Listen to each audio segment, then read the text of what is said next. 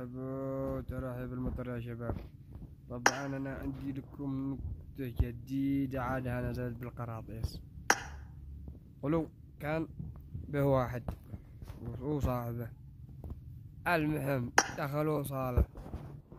هذا يا شباب دخلوا صالة وهو كان بالزوة.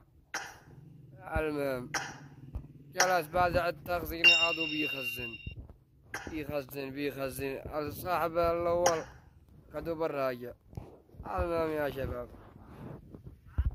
سمعتوا، المهم قدو صاحبه بيبدأ بالتخزين، المهم صاحبه قدو بالراجع. المهم جلس وصاحبه بيكلمه وهكذا وضرب. قال صاحبه قال الحمد لله، صاحبه ثاني يرحمك الله.